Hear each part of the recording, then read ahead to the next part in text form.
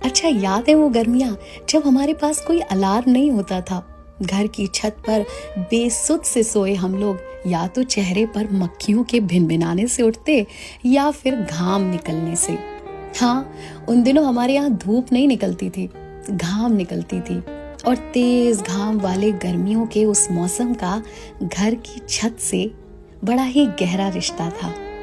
और ये वो जमाना था जब शाम होते ही हर घर की छत गुलजार होती। लेकिन उससे पहले घर की छत पर पानी से किंचाव करना एक जरूरी नियम था।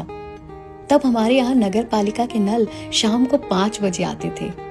पूरे घर में पानी के लिए शोर होता रहता।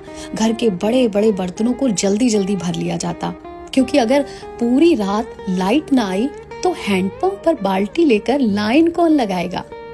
खैर, पानी भरने के बाद शुरू होता छत पर पानी के किंचाव का सिलसिला और फिर बिछाए जाते सबके बिस्तर। हमारे घर की छत काफी बड़ी थी, इसलिए उसके कुछ कोनों और हिस्सों को घर वालों के नाम के आधार पर बांटा गया था। जैसे एक थी बाबा की छत, वहां सिर्फ बाबा के बिस्तर लगाए जाते। बिस्तर बिछाने के अलावा एक और काम था जो उन गर्मियों में बेहद जरूरी था। वो था स्टील की एक बाल्टी और गिलास, जिसे छत के एक कोने में रखा जाता और उस पर एक तस्तरी ढक दी जाती। इसमें सबके लिए पानी होता था, सिवाय मेरे और बाबा के। बाबा का पानी का लोटा अलग था और मुझे शौक था अपनी सुराही से पानी पीने का। वो सुराही जो पापा मेले से लाए थे। तब पानी की उस बाल्टी के साथ कुछ और भी था जिसे शाम होते ही घर की छत पर लाना बेहद जरूरी था, और वो था हाथ वाले पंखे। चटाई की तरह बुने हुए वो पंखे घर में बहुत सारे थे।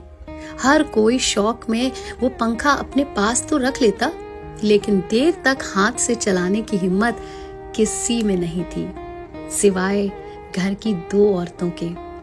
देर रात को जब कभी मेरी आंख खुलती तो इस छत पर मम्मी और उस छत पर अम्मा हाथ में पंखा लिए हुए नींद के झोंकों में खुद डोल रही होती।